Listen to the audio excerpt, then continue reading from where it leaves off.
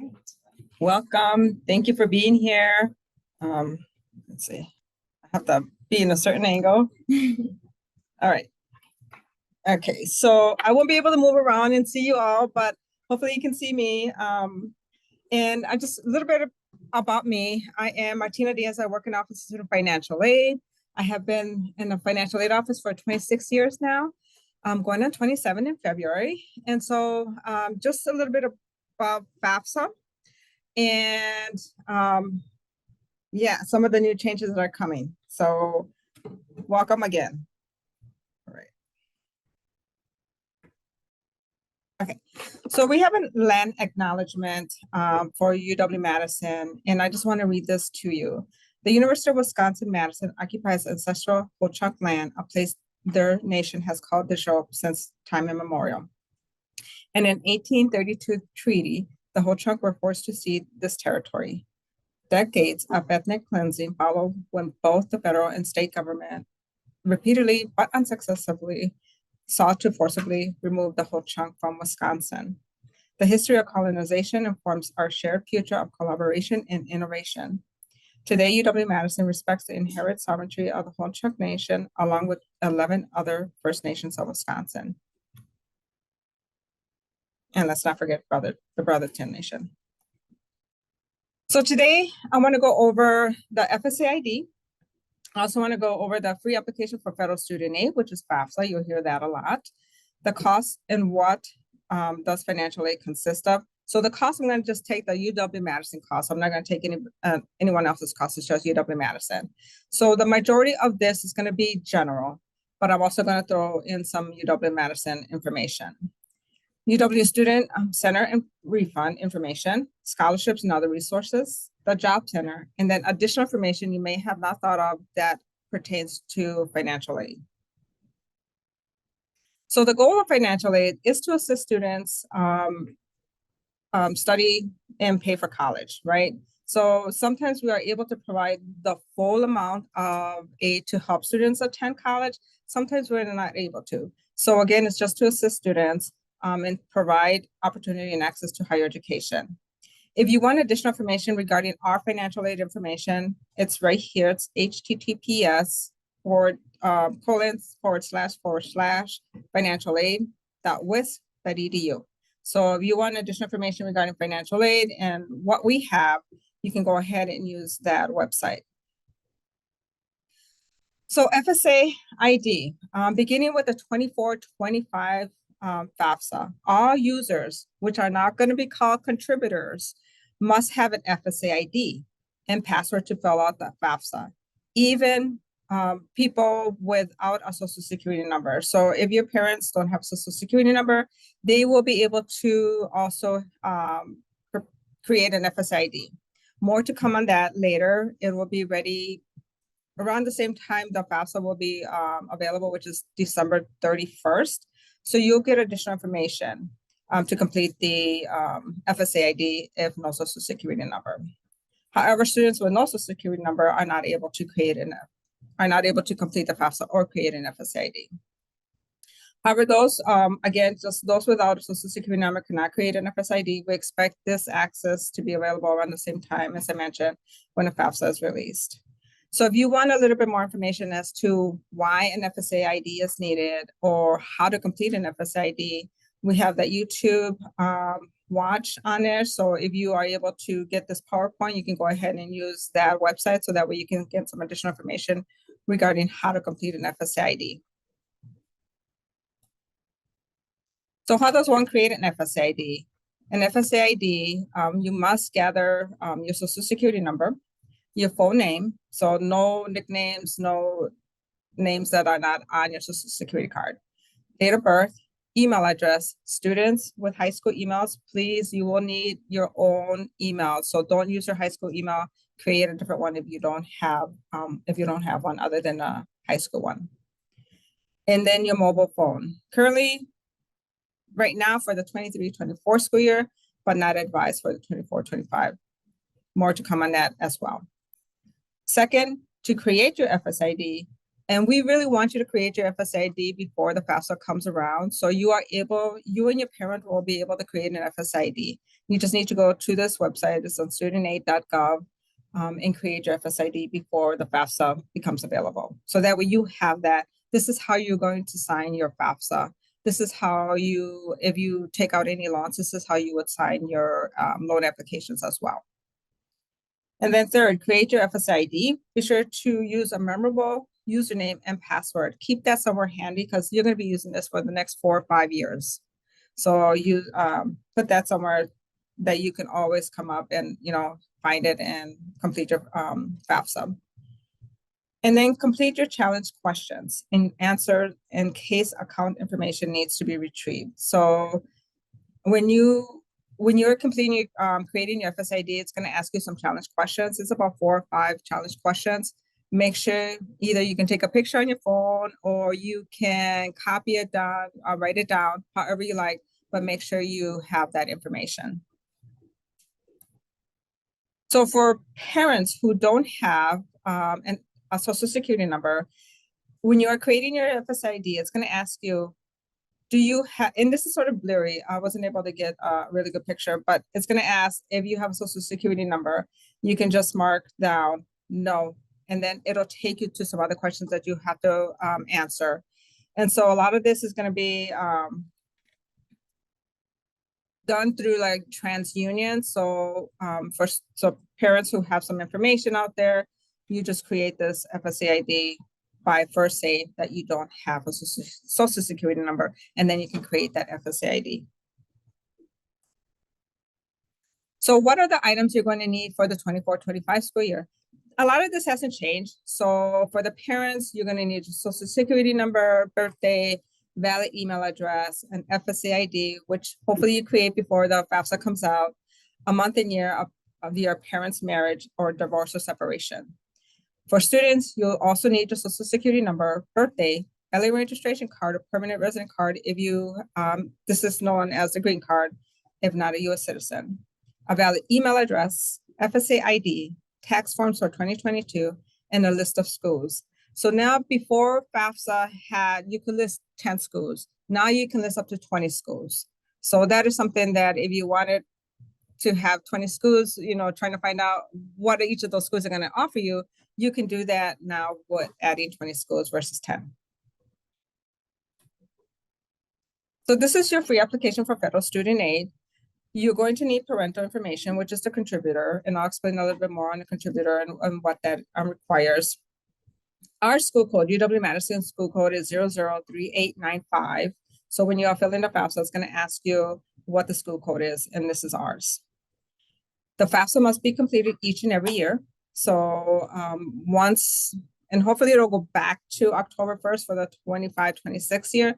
But for this year, they're still working on it, and hopefully it'll be ready by December 31st. Again, you can list up to 20 schools, and because it's a free application for federal student aid, it is free. So don't pay anyone to do your FAFSA for you. If you need help, we can help you at the financial aid office. Your advisors or your counselors can help you at your high school. Each of the high schools, College Go Wisconsin, we're going to have different times and dates that we're going to go to different schools, and we're going to help students complete the FAFSA. So I know Memorial High School has one. I know La Follette East High School will each have College Go Wisconsin where you can go and hear a little bit more financial aid. And then also we will help you complete the FAFSA if you need help. And if you need to know a little bit more on the FAFSA changes, you can use that website that's there on the bottom. So a good question, or a question that we get every year. Parents, who are your parents? There are 2 biological or adopted parents, regardless of marital status or gender, or those parents live together. So if your parents live together but not married, those are your parents. Divorced or separated parents, and then step parents if your parent has remarried. So if your parent has remarried, we're going to also have to have the step parent information as well. Parents, and these on the right, my right hand side, these are not parents, legal guardians, grandparents, other relatives the student lives with, or foster parents. So you wouldn't include them as parents. So I went over this a little bit in the beginning, but with mixed status families, if a student is undocumented, you won't be able to complete the FAFSA. But if you are a student who is a U.S. citizen or have your green card, you can complete your FAFSA and have your parents create an FSID so that way they can complete their portion of the FAFSA as well. And more to come again on that FSAID for parents who don't have a social security number. So some of the changes. If your parents are divorced or separated, the contributing parent is the parent or spouse, if remarried, who provide the greater portion of your financial support during the last 12 months, immediately prior to filling out the FAFSA. So prior to this, it's the parent that you were living with prior to the 12 months before you graduated. That's who the parent you would use. However, I know this is sort of complicated, but if you are living with your parent who is supporting you financially, but say the other parent makes a whole lot more money, use the parent that you are living with and they are financially supporting you, because maybe your other parent who is separated from your other parent may not supply or offer you any type of financial assistance.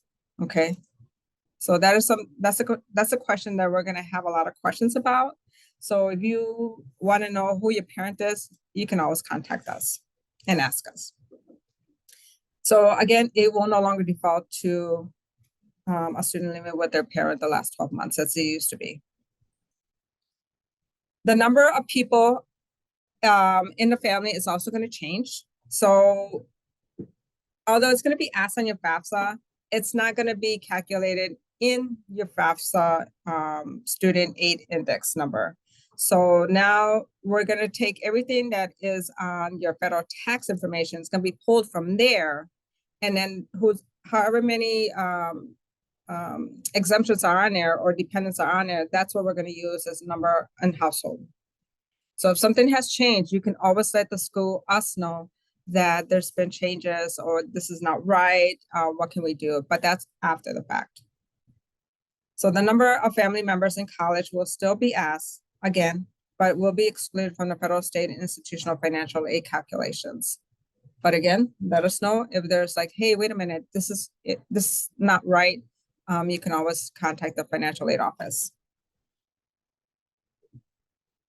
If you have a small business, prior to this year, we didn't count small businesses if there were 100 or less people working for, say, your family restaurant or farm or whatever you may have. Now we have to include this as part of the assets. Okay, and it's a net worth equals the asset value minus the asset and debt, the asset debt. So here's something that pay attention to. An applicant and a contributor, if applicable, must provide approval once each year. If no approval, the student will not be eligible to receive financial aid. So this means when you are completing your FAFSA, the student needs to make a parent a contributor, so that way the contributor can fill out their portion of the FAFSA. So you're going to need to give consent to your student, so that way we can use all the information. And if you file taxes, we can make sure that that tax information will be directly forwarded onto the FAFSA. So there's no more going to a different page and making that adjustment. It'll be automatically done once you give consent to your student. A contributor refers to anyone who is required to provide information on the student's FAFSA, including the student's spouse, if married, a biological or adopted parent, or the parent's spouse. Being a contributor does not imply responsibility to the student's college costs. So just because you're contributing and you're giving consent, that doesn't mean that you have to provide all the financial support to the student. It just gives the student the ability to receive financial aid, and they might be able to get all the financial aid cover or their costs covered if you give them that consent. Contributors will need to provide personal and financial information under section of your FAFSA. They will only be able to see and complete their own specific sections of the FAFSA. So a lot of students were able to complete the parent portion, and the parent portion was able to complete the student portion. Now it's the student will complete their portion, give consent to the parent, and then the parent will have to come in and complete their part of it, okay? If this is not done within 45 days, everything will be erased and you have to start over. Okay, once the student gives a consent to have the parent as a contributor, the parent will receive an email saying, okay, yep, I got the email, and then they will take them to the FAFSA, and then that's where you will complete your part of it. The only person who's able to see all the FAFSA information is the student. So the parent, you won't be able to see your student information, and you will only be able to see your information. Student can see everybody's information. So work together to complete the FAFSA so that way you know both what's going on in there.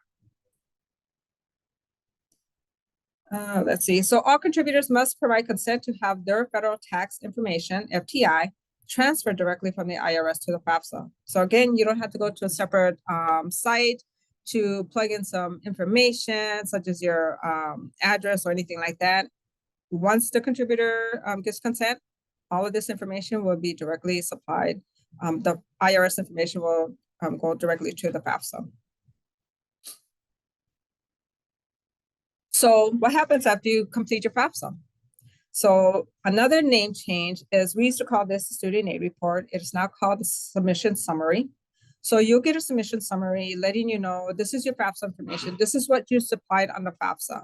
So make sure you take a look at that, and you hopefully there's no mistakes in there. If there is, you'll want to go back to your FAFSA and make those corrections. So it'll give you your student aid index, which is a number where we're going to base our financial aid to help you with your scholarship that you'll get from ITA people. Okay, so this is above and beyond that. It'll give you the basic eligibility for federal student aid, whether you're going to receive Pell Grant or just loans along with your scholarship. And again, if you are selected for verification, and I'll go over this a little bit, if you're selected for verification, this will let you know that you have to turn in some additional documents into the financial aid office. So if you are waiting to hear what your financial aid offers are going to be, you need to make sure that you fill out your verification documents if you have those.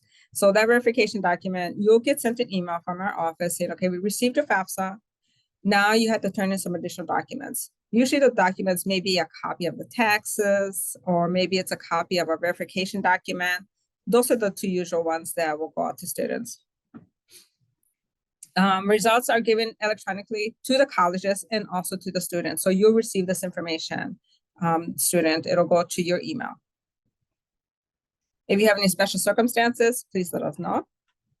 But there will be like a special circumstance on the FAFSA itself. And if you click on that, you won't be able to put any special circumstances in it. It'll just let us know that you have a special circumstance, and then you'll have to contact us. So steps for contributors. Contributor receives an email informing them that they've been identified as a contributor, which is your parent. So you set your parent up as a contributor. The contributor creates a studentaid.gov account, which is the FSA ID. And if they don't already have one, so if you already have an FSA ID parents, you don't have to create a new one. Contributor logs on to the account using their FSA ID, account username and password. Contributor reviews information about completing their section of the FAFSA form. And then contributor provides required info, provides consent and approval, signs the student's FAFSA form. This is where the FSA ID comes in handy. This is how you're going to sign the FAFSA. Again, just a little disclaimer at the bottom that even though you're giving the student consent to use your information, that doesn't mean that you are going to or have to provide financial support. But without without the consent and being a contributor, the student won't be eligible for anything. So here is the cost for UW-Madison. It's kind of difficult to see on the TVs, but you'll be able to see it on the two screens. Tuition and fees for this year for our Wisconsin resident students is $11,216. So it'll go up slightly coming up. We won't know the actual amount till after July 1st, once the Board of Regents and legislation get together and set that new tuition amount. And then you'll have your required materials, such as books and supplies, at $1,100. That's give or take. Students don't spend that much on a yearly basis, but we have that on there because sometimes it may, for students, may have to buy additional books or something like that a professor requires. Housing and meals. This includes your board here in the dorms, and then also your meal plan. So this will take into consideration meal plan number 2 and probably a housing that you have to share. So that's what that includes. It could be higher, it could be lower, depending on where you live.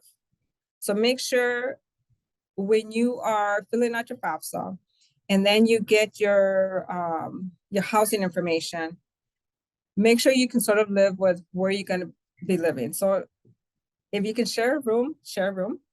If you are not able to share a room, then go ahead and do a single. But we really want students to be eligible to not worry too much about their finances. So make sure you fill out your FAFSA as best as you can and pick a housing in a dining plan where you can make it work with the financial aid you receive. We have personal costs at $24.38, which includes maybe you need a new laptop. Maybe you need some bedding for your room or something, some things for your room, whether it's bedding or whether it's additional miscellaneous clothes or anything like that. Transportation, $600. This will get you, if you live up north, you can have some monies, or it just accounts for some additional expenses, and we try to help with that if we're able to, based on your FAFSA information. And then loan fees. Loan fees are just fees that they take out of processing the loans if you do take out a loan. So total cost is $28,916. Don't let this scare you. A lot of students do receive a lot of financial aid based on what we see on the FAFSA. And I'm going to explain some of the other programs that we have at UW-Madison towards the end of this PowerPoint. But you could be eligible to receive a maximum aid along with your People's Scholarship. We can never go above and beyond that $28,916. So whether you have your People's Scholarship and then all the other financial aid, they will always be at that $28,000. So we can't go above and beyond that. That's a federal regulation. So tips to know. So if you're divorced, which parent should you use? If you're living with your mom and she's providing the most support, financial support, use her as a parent. If you're living with your dad and he's providing more of your financial support, then use your dad. So if you have any questions regarding who your parent is, you can always contact us. What if you're the student? Pay for everything, right? You pay for tuition, you pay for living costs, you pay for all of this because you have a good job, you're able to work, you're able to go to school. Because you're under the age of 24, you will still have to use parental information, unfortunately. What if my circumstances changes, right? Because we're going to be using a 22 year income to complete a 24-25 FAFSA. If there's any changes, whether it's for you or your parents, let us know. Fill out the special circumstance and we can take that into consideration and hopefully offer you some additional financial aid. The federal tax information, this is again, is just saying once your student provides consent and you're the contributor, all the IRS information will go directly from the IRS to your FAFSA without doing anything other than saying, yep, you're the contributor, that's it. Using this lowers your chance of being selected for verification. However, there might be a few students here and there that will be selected for verification. And again, verification means that you might need to provide some additional documents to our financial aid office. This could be glitchy, especially at the beginning of this, opening of the FAFSA. So you're going to see if you decide to do the FAFSA, it comes out the 31st, right? And everybody's trying to get on it. It's going to be very slow. So you can wait a couple of days. That's fine. We don't have any type of deadlines or anything like that. So we're waiving those deadlines for this 24-25 school year.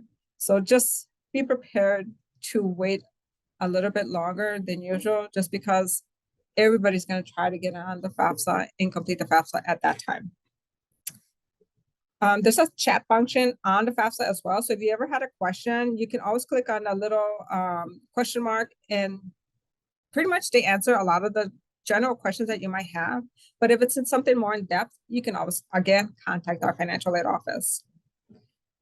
For students, please, again, use a different email address. Don't use your high school email address, because with the high school email address, you will only be able to use it for a few more months after you graduate. Okay, so set up a different email address. So what does financial aid consist of? It consists of grants, which is free money, work study, which is a work and earn program, and loans. You must repay that back. And then I put a little bit lower scholarships, because scholarships don't come from our financial aid office. You'll have to apply for those individually. So if it's anything above and beyond, say the UW-Madison scholarships, apply for those, as many as you can. It's a lot of work, but sometimes it's really worth the work that you put into it. So if you only are receiving, say, loans, and these scholarships are going to help you out along with your People's Scholarship. So types of aid, this is grants and scholarships. For the grants and scholarships is free money. You don't have to repay that back. There's federal, there's state, there's institutional, from us for UW-Madison, and then there's private, which if you belong to a certain organization, or maybe your parents' employment has scholarships, look there to look for additional scholarships. So free money that you don't have to repay back. This is why it's really important to complete the FAFSA, and parents give consent to your students, so that way they can receive as much free financial aid as possible. Work study is a work and earn program. You work, you earn a little bit of money. It is based on need. So some students may receive it, some students may not. You might not want to use work study, but it's a good way to earn some cash to do whatever you want. So this is just like a regular job. So if you work, say, here in this library, and you're a work study student, you're going to get paid every 2 weeks, just like any other employee. And then you can use that money for whether it's books, whether it's you want to go out with friends, however you want. So the work study doesn't go directly to your tuition account. It just goes to you. Do whatever you want with that. And then it's just a good way to get experience to what you want, maybe you want to do. So maybe you want to work in a library, maybe you want to work in a gym, maybe you want to work in housing, any of these, or work with a professor doing some research. You can do all of that. So use it if you're able to. I know that a lot of students and parents, well, I don't want my student to work the first year. Sometimes it benefits a student, because not only do they work and earn a little bit of cash, but they manage their time better. So that is something that a lot of research has found, that students who work a little bit, not a lot, 10 to 15, no more than 20 hours, have a better time management skill. So if you have it, use it. Some other type of aid is loan. So loans, of course, they must be repaid back. They come with interest. And then there are the federal direct loan program, the Parent Plus loan program, institutional loans, and private loans. And then we went over the employment. So for the students, some of you students may receive some federal loans. These are federal loans through the federal government. So there's a subsidized and non-subsidized federal loans. You don't have to repay these back right away. You have 6 months after you graduate to start repaying the loans. There's a maximum amount for first year, second year, and third and fourth year students, as you can see. There's interest rates. This current year interest rates are 5.50%. And the difference between the subsidized and unsubsidized. So if you're thinking, well, I'm going to need a little bit of loan money, The better of the two loans is the subsidized loan. There is no interest accruing on that loan while in school. Okay. So the unsubsidized, the interest accrues as soon as the money gets dispersed to you. So if you decide one over the other, that's fine. If you decide on both, just know that the subsidized, there's no interest. The unsubsidized, there's interest accruing. Everything else is the same. Grace period 6 months after you graduate. Interest rate's the same. Interest rate does change every July 1st for any of the federal loans.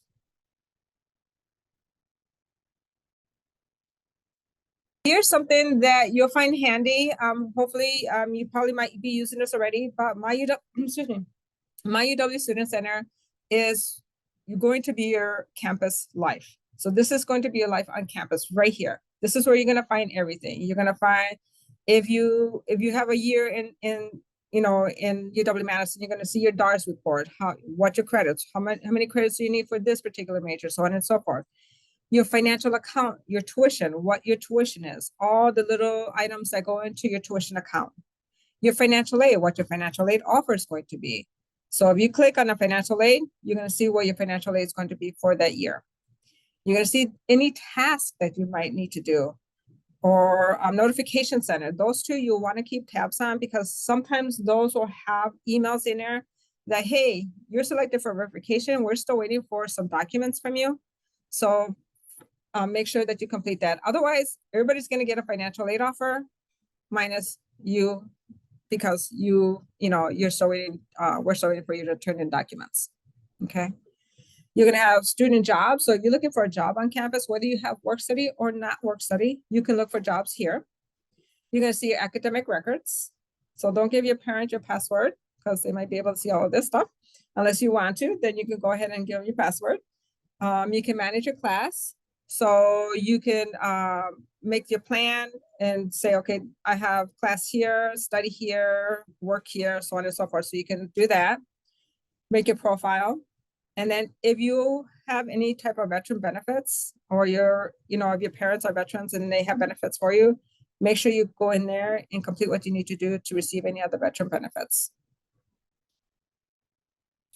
So we're going to click on financial aid. So here you're going to see the summary. You're going to go ahead and accept, decline whatever type of financial aid we have. Scholarships and grants, you don't have to accept. You will need to accept any type of loans or work study that you want. So you'll click on accept, decline, and do that. Disbursements, this will say this is how much of your disbursement happened. This is your financial aid. This is what dispersed to your account. You can sort of see a shopping sheet to see, how much is it going to cost me in UW-Madison, UW-Milwaukee, and other schools nationwide. So you can see that there. Needs summary. This just tells you how we base your financial aid based on that student aid index, your cost of attendance. And then we're going to have to take that expected family contribution up, because that's no longer going to be something we're going to use. So this here, your financial account, if you click on a financial account icon, you're going to see your financial aid for the years that you've been here. If it's just the first year, you're just going to see the one semester at a time. So you'll see that. On here, I want to also show you, if you can see the direct deposit, sign up for e-refund. So if you're going to be a UW-Madison student, you'll want to sign up for e-refund, because any type of refunds or financial aid that goes above and beyond, say your housing's paid off and your tuition is going to be paid off with the People Scholarship. If you have anything left over, it's going to go to you, the student. So make sure you sign up for e-refund, set up your checking account or savings account, so that way your money can go directly to those accounts, versus having a paper check, it getting lost or going somewhere else and you never get that. So here, direct deposit, sign up for e-refund. This is what a financial aid offer will look like. So if you have, say, like a student aid index of 0, you're going to receive the maximum financial aid. So you're going to receive the maximum financial aid based on that 0 student aid index. So you receive your Bucky's Tuition Promise if you're Bucky's Tuition Promise student. You receive other grants and scholarship or other grants, and then anything else will be loans, okay, in Work City. So here, now we're going to scholarships. So scholarships, once you have been admitted to UW-Madison, in the middle part here, you'll want to set up your campus or net ID. So that way you can look for scholarships through the Wish Hub, through UW-Madison, okay? A lot of these scholarships, the deadline is February 1st, so you don't have to be admitted. You don't have to complete your FAFSA right away, but you can start looking for scholarships as soon as you start that application process. Here on the first part of it is just scholarships. You have two links. You're going to have the Wisconsin Scholarship Hub, which is the Wisconsin scholarships. And then on the second link, you're going to have the scholarship info. This gives you a lot of information as to how to apply for scholarships, what you need, because each and every scholarship is different. So this is beyond the UW ones. This is any national ones that you might want to take a look at. And then way at my right hand, you're going to see that if you click on that scholarship info, you're also going to see the scholarship search websites. These are national sites. These are free. These are legit. If you ever get something from an office or somewhere that I don't know if I should trust this scholarship, you can contact us. We will let you know whether or not that scholarship is legit. So don't go ahead and start completing everything that you gets forwarded to you unless you know it's coming from a good location, or you know that this is a legit scholarship. If you get any scholarships, please let us know. Other than the UW ones, let us know. For students who may be undocumented, because you're not able to complete the FAFSA, you might be able to receive some scholarships that are based or solely for our undocumented or documented students. And this is a good place to look for scholarships here. And then some additional on this site as well. And then additional scholarships here as well for undocumented and also documented students. So you can find some additional scholarship information. Again, if you do receive any outside scholarships, please let us know via email, phone call, however you want to inform us of. So what are my options in case of financial crisis? So say you're in your first semester, you're going to school, maybe your parents lost their job, maybe they don't have that second job, maybe something worse happened. Please contact us. We will let you know what the next process is, so that way you can get some additional financial aid, how we can help you, all of that good stuff. So please let us know if anything has changed. We will help you with that. We do have a special circumstance. If it's, say, not a dire need, but it's still something that has happened that you want us to inform us of, there is a special circumstance form that we have here. But you shouldn't complete this form until you receive your financial aid, your first financial aid offer, okay? If you have any questions, please give us a call, email me. I'm gonna have all my information at the end of this PowerPoint. This is a lot of information, I know, but it's important information that you should know. If you don't receive enough financial aid, parents can either apply for a Parent Plus loan, you can apply for a private loan. These are your last options. Please don't go this route if you don't need to. But the Parent Plus loans available, private loans are available. If you decide on either or, we have tons of information on our website, so that way you can make a better judgment as to whether or not you do really need it. Or you can just give me a call and say, hey, Martina, help me understand what might be better, if anything at all.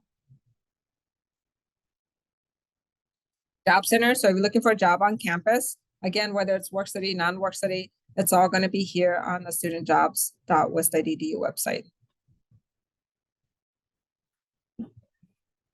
Save. If you are working during the summer or even right now, save some money. Save some money for things that you might need that maybe financial aid hasn't covered. Like maybe it's a book, or maybe it's your cell phone that you have to pay for on a monthly basis.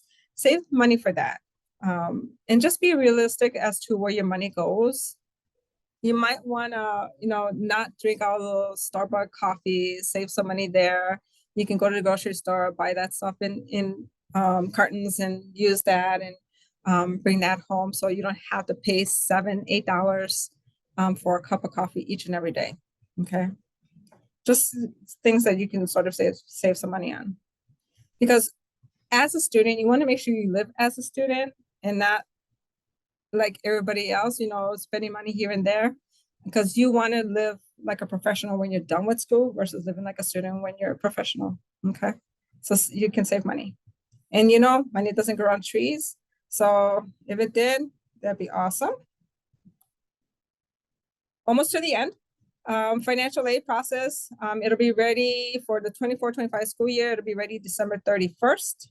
Make sure you, each and every year, you must complete your FAFSA. If you have a sibling attending, they must also complete their own FAFSA. Have your income information on hand, just in case you do need it. You won't if you file taxes. You can go ahead and just use the tax information, but have that on hand just in case you do need it. Complete all institutional forms that are requested. So if you are selected for verification, make sure you complete those forms. Financial aid offer will be emailed to the student, and then you go to your My UW Student Center and view that information there. Again, if there's any special circumstances, loss of income, parent separation, so on and so forth, please let us know as soon as possible so that way we can make any adjustments before the end of the semester or before the end of the year. So that way you can receive any additional financial aid we may be able to offer you. This is a good and handy little tool. This is free. Anybody and everybody should be on it. So that way you can know a little bit more of what your financial wellness is like. If you have, this will have like videos and quizzes and budget sheets. So that way you can use budget sheets here. There's also a budget sheets like through Mint and other programs, but this is free. You don't have to pay for it. It's just a good way to figure out, what do you know about your finances? How can I fix my finances? How can I budget my income that I get, whether it's financial aid plus a little bit of work that you do, all of that. So use this. It's perfect for any student, parent, sibling. So sign up. Here are the programs that we have here at UW-Madison. So because you're going to be either ITA or PEOPLE student, you could be part of also the Bucky's Pell Pathway or the Bucky's Tuition Promise or even the Badger Promise. The Bucky's Pell Pathway and the Bucky's Tuition Promise are for students who are coming in as freshmen or as transfer students.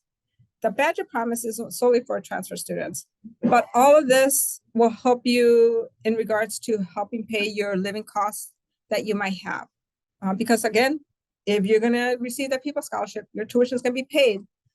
These other programs will pay for the other expenses. Okay, so that's why it's really important. Again, parents, to give consent to your students to be a contributor, so that way they can receive the maximum financial aid possible. If you need to contact me, and I lost my number here, oops. If you need to contact me, this is my direct line. This is my email address. Our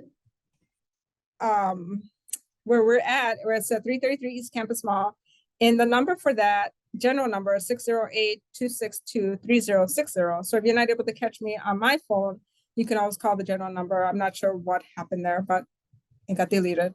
But the number again, 608-262-3060 for the general number. I got some swag that if you want to, I'll leave it for later on once we're done with the presentations. And thank you so much. If you have any questions, let me know. I'll stay here throughout. If my parents aren't married but say like live in the same household, do I use both for FAFSA, both of their income?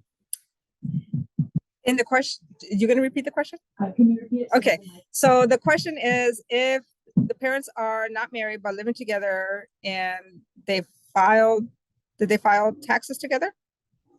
Separate, and the parents filed separately, will he have to use both of those parents? Yes, you will have to use both of those parents. If they filed separately, each of those will have to be a contributor. So we'll have to invite both of them.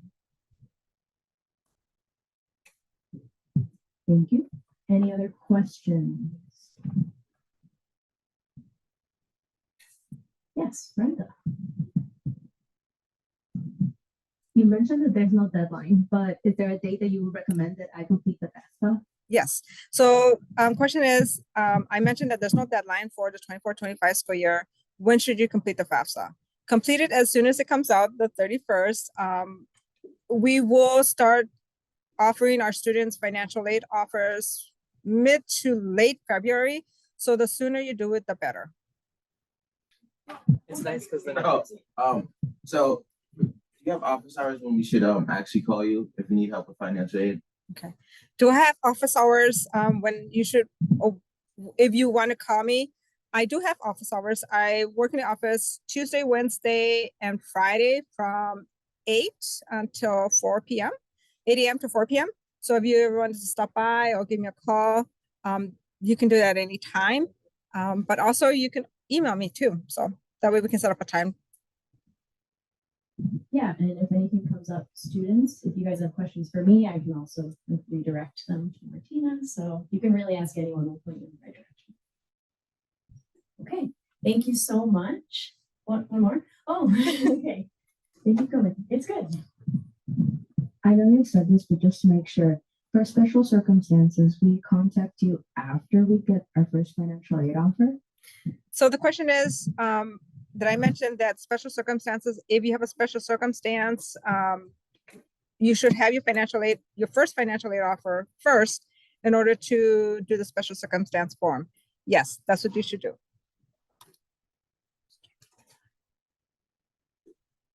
Yes. Martina, just a quick follow-up on that question. Is there a place on the FAFSA to mark that you have special circumstances, even though you don't have the opportunity at that time to sort of detail what they are? Yes, I did mention that at the beginning of the FAFSA information. So there is a little checkbox that you can check on the FAFSA saying that you have special circumstances. However, you really won't be able to give any type of information. So that's when you should contact us, letting us know that, yes, you have some special circumstances.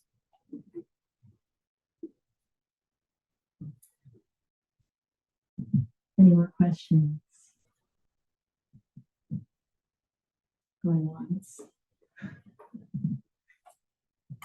Okay, great. Thank you so very Thank you. much. And thank you everyone for your questions. Let's give her another hand.